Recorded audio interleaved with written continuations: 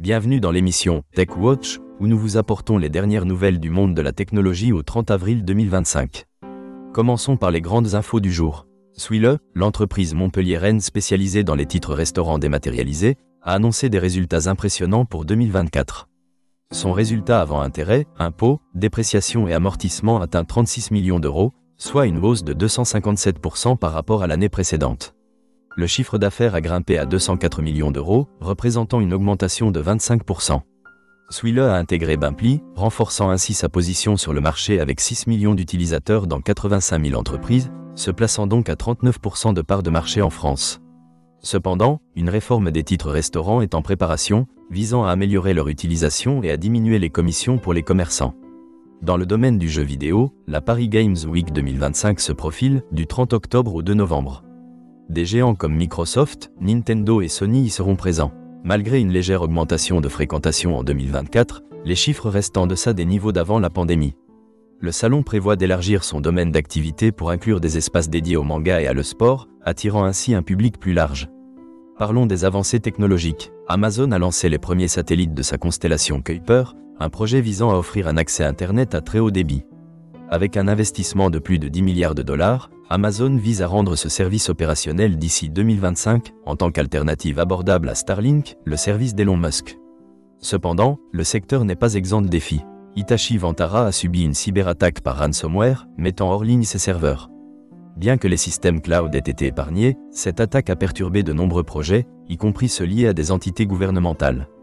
Par ailleurs, le ministère français des Affaires étrangères a imputé à la Russie une campagne de cyberespionnage menée par le groupe Apt28, ciblant plusieurs entités françaises depuis 2021. En cybersécurité, Palo Alto Networks a acquis Protectay, une start-up spécialisée dans la sécurité des systèmes d'intelligence artificielle, pour renforcer son offre. Protectay a récemment levé 60 millions de dollars et propose des solutions pour sécuriser les modèles d'apprentissage automatique et les systèmes d'intelligence artificielle générative. La finalisation de l'acquisition est prévue pour fin 2025. Un baromètre de 2025 de Cylcom révèle une stabilisation des salaires dans le secteur des technologies de l'information, avec une hausse moyenne de 3%. Les métiers liés au cloud et à la cybersécurité connaissent une augmentation des salaires, tandis que le développement web affiche une baisse. Les entreprises sont devenues plus sélectives, privilégiant des compétences techniques et des qualités personnelles. De son côté, Baidu a présenté des mises à jour de ses modèles d'intelligence artificielle Ernie, cherchant à rivaliser avec des géants tels qu'OpenAI et Google. Malgré des progrès notables, certains analystes restent sceptiques quant à leur compétitivité sur le marché mondial. Amazon Web Services a amélioré son service Bedrock pour le développement d'intelligence artificielle, ajoutant des fonctionnalités à l'automatisation des données pour gérer des documents multimodaux plus volumineux et intégrer des hyperliens. Une étude de Seagate montre que 95% des décideurs sont préoccupés par l'impact environnemental des data centers, mais seulement 3% modifient leur politique d'achat en conséquence. Les préoccupations doivent se traduire par des actions concrètes pour réduire l'empreinte carbone des infrastructures des technologies de l'information. Henri Dagrin, du CIGREF, a évoqué la dépendance technologique de l'Europe envers les États-Unis et proposé des leviers comme la régulation et l'incitation fiscale. Thibaut Binetruy a averti sur l'augmentation des cyberattaques dans le contexte géopolitique, tandis que Guy Duplaquet a discuté du renforcement du réseau interministériel de l'État pour garantir l'autonomie stratégique.